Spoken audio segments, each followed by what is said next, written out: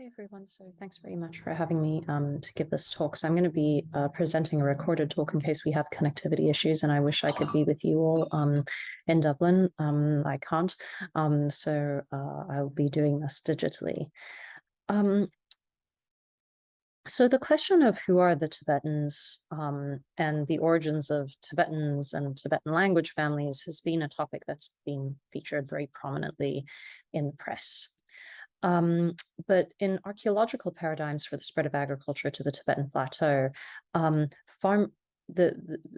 foragers are presented as passive conquered or simply just ignored. And this has really got to do with this very predominant theory in archaeological literature, which is this wave of advance, that farmers moved into this area as a wave of advance, and foragers as a result are seen as making very little linguistic or genetic contribution to modern peoples on the plateau and its margins.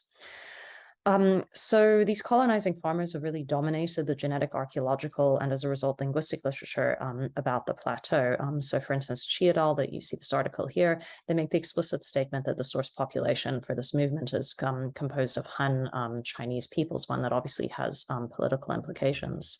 Likewise, in this discourse about the origins of the Tibetans, the role that other languages, non-Tibetic languages like Rgyalrongic languages may have played is something that's been relatively ignored. So in my talk today, what I'm going to be doing is I'm going to be presenting you some data about what we know about the archaeology of the area that currently encompasses some of the areas where Rgyalrongic speakers live today, and what we understand about the prehistory of the area and how that might inform new models for thinking about the spread of languages across this area. So first off, according to this current wave of advanced model for expansion to the region, so farmers that belong to a culture known as Majiayao, a culture which has its origins in northwest China and whose farmers practiced millet and pig farming, are seen as being responsible for genetic, archaeological, and the linguistic heritage of the plateau. So they're seen as moving out of northwest China at around 6,000 BP onto the various margins of the plateau, including the northern plateau, but also the southeastern plateau, or areas that sort of roughly correspond to Amdo and Kham. What do we know about the Majiayao in Rgyalrongic speaking areas? Well, first of all, there are several things that seem to be apparent. So first, this culture occupies the area between about 5,500 and 4,000 BP. And what's clear is that we do see a spread of cultural attributes that are very similar to those of the Majiayao core area. We see the same presence of painted vessels. We see the same types of daily use ware, and we see the same types of houses, sometimes even with what appear to be human sacrifices in their bases. So there are two key sites that are worth discussing. So one is Yingpanshan in Maoxian, which is located currently in a Qiang cultural area at 1,750 meters above sea level. And then there's the site of Haxiu in Aba County on the Chabao River. So I'm going to be discussing some data from these two sites and what they show about migration to the area. So at Yingpanshan, what we see, data from the Yingpanshan sites shows that people lived at the site in relatively permanent wattle and daub houses that are very similar to those from the Majiayao core area in northern China. And another similarity that they share with these houses is the presence of these sacrifices that I said in the foundations. So archaeobotanical and zooarchaeological evidence also shows that they relied heavily on domesticated pig at Yingpanshan, alongside both foxtail and broomcorn millet. As I mentioned before, the pottery assemblages, both in terms of their high-fired prestige and pottery ware and also their coarser daily ware, are also really dead ringers for pottery assemblages from the Majiayao core area, suggesting that farmers may indeed have moved more directly into this area, bringing with them their full suite of domesticates, building style, and pottery repertoire with them. So I'm not going to get into too many details about the Hashio site because I don't have too much time. But one thing I did want to tell you about is that while it might have very similar pottery to Yunganshan based on very limited excavations there, we don't really understand too much about housing structure at Hashio yet. But there's one key difference. So at Yunganshan, we do see that the diet is overwhelmingly reliant on domestic pig. However, at Hashio and at other high elevation sites on the Tibetan plateau, like Zhongri on the northeastern plateau or Xiaowenda on the central Tibetan plateau, we actually don't see any domestic animals aside from the dog. So this indicates that there were varying uptakes of farming throughout this region, and not everybody adopted farming products in the same way, potentially also revealing some type of difference amongst in how people themselves identified themselves, whether they identified themselves as members of an ethnic group or not as members as one.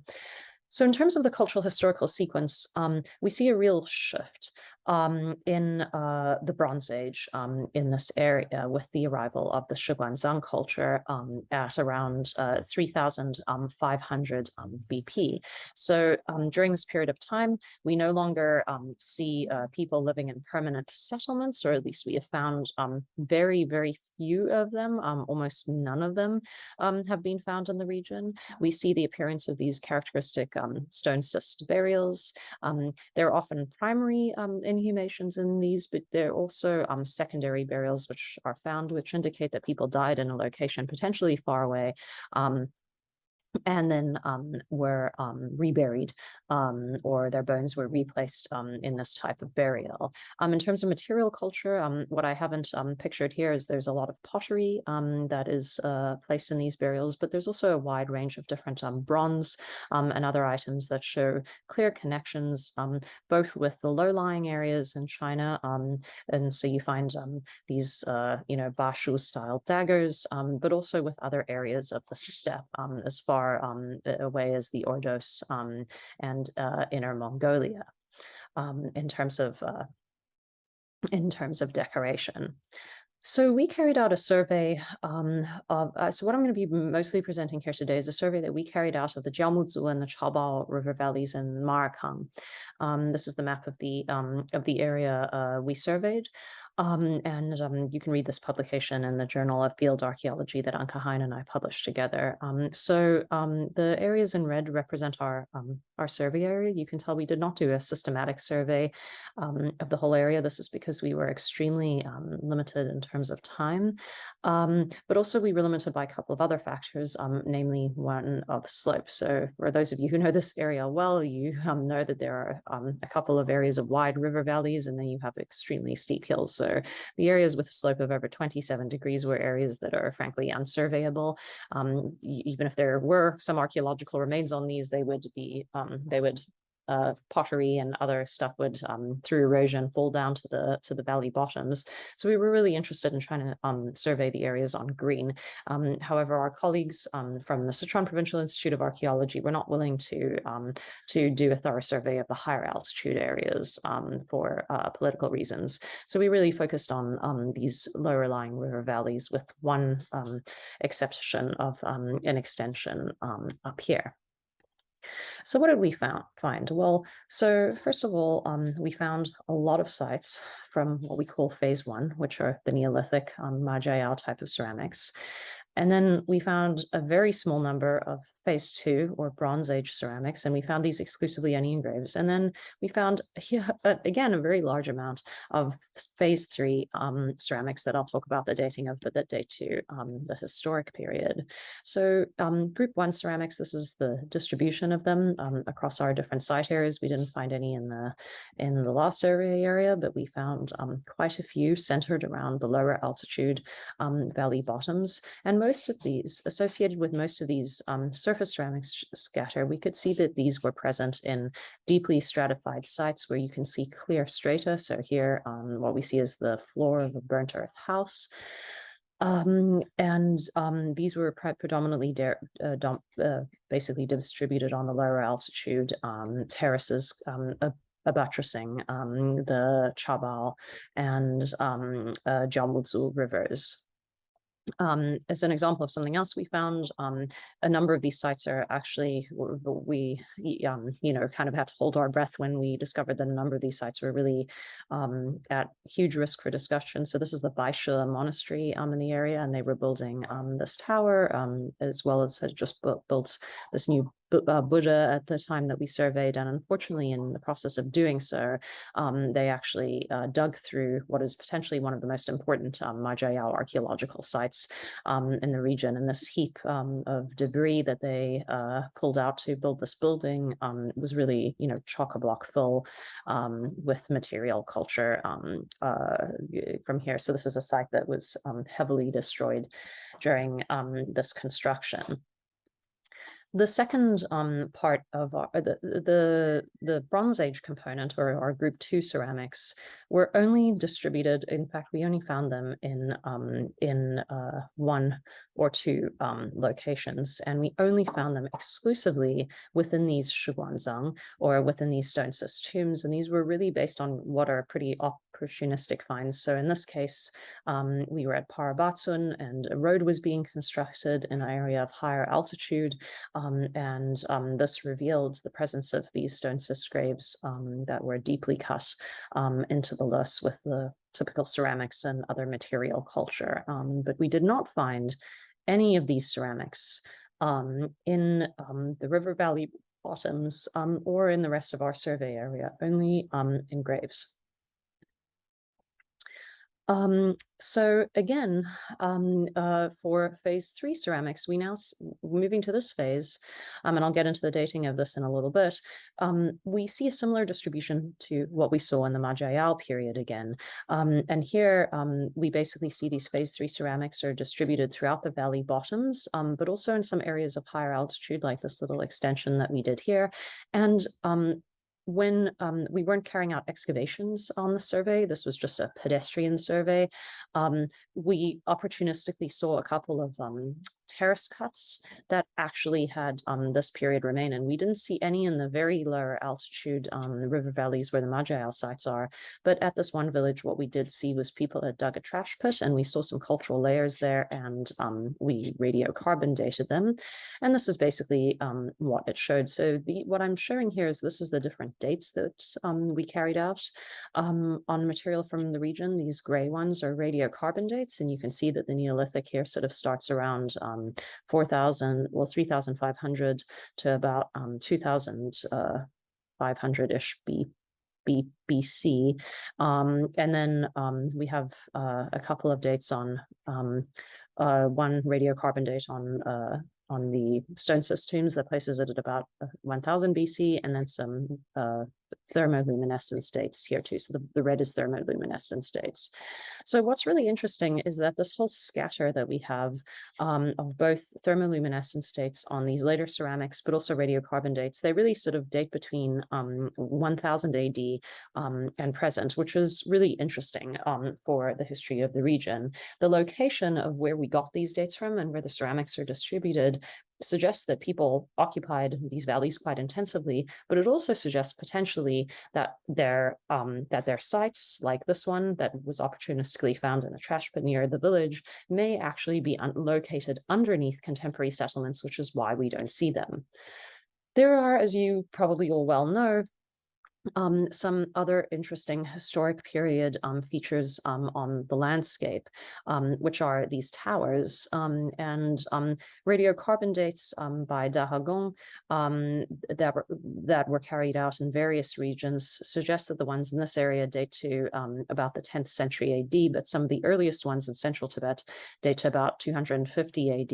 And there are also historic texts from the Eastern Han Dynasty annals that these were built by the Rangman tribe, speaking about the Wintran area, I believe. So the territory that these towers are found in, this extends basically from Nyangpo and Kangpo in the Tibet Autonomous Region over to what are at least Dahagong places in Minya traditional lands. You have the ones in Rgyalrongic speaking areas, and then the ones in Malxian in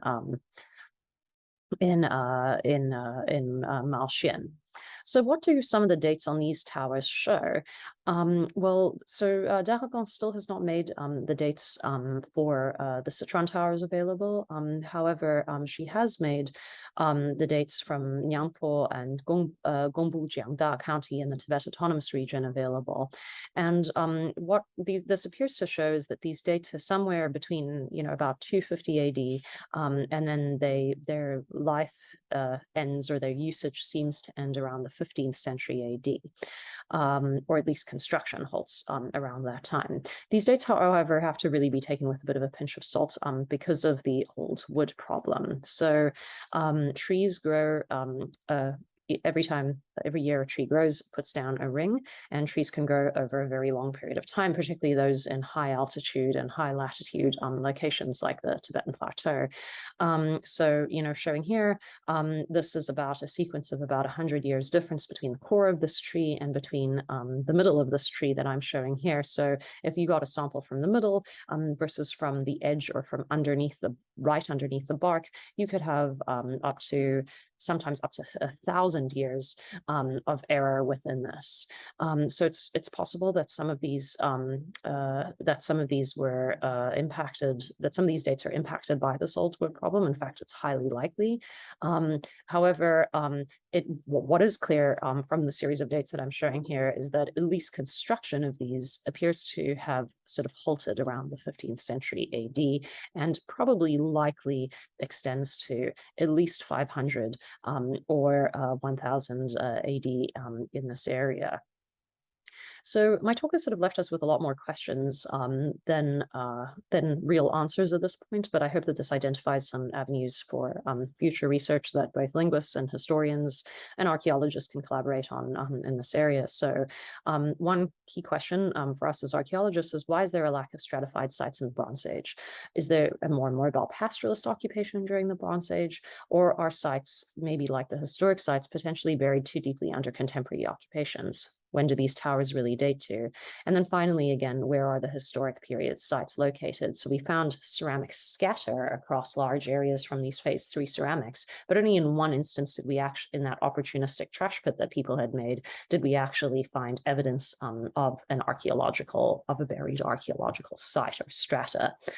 And the reason, by the way, that ceramics are probably scattered throughout the fields, that's just people will use their trash as fertilizer, and then you get pottery mixed into the trash, and that's how pottery gets distributed across a landscape. But that doesn't mean that that was actually the area that people lived in. Or at least that wasn't the precise location that they lived in, but they lived in a village in the vicinity. But identifying the village really requires more archaeological work.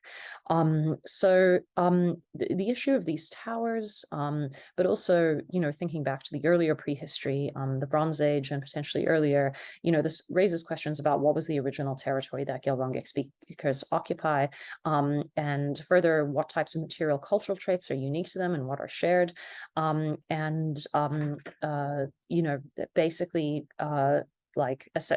we need to try and reintegrate the important role that are played by non-Tibetic language speakers in this region's history, because a lot of the way that archaeologists have written about this area is, this is the Eastern Tibetan Plateau, or this is part of the Tibetan Plateau, associating it with Tibetan language speakers. But that, of course, as many of you know, is really a more recent part of the history of this area, and potentially does not value the role played by other language speakers in shaping the landscapes of this area throughout history. So I'm going to be online for any questions, and I'd really like to engage in conversation with you all about the potentials that history, archaeology, and linguistics can bring together in our understanding of this area. So I want to thank all my collaborators, particularly from the Sichuan Provincial Institute of Archaeology and Uncahain, who carried out these surveys with me. So thank you very much.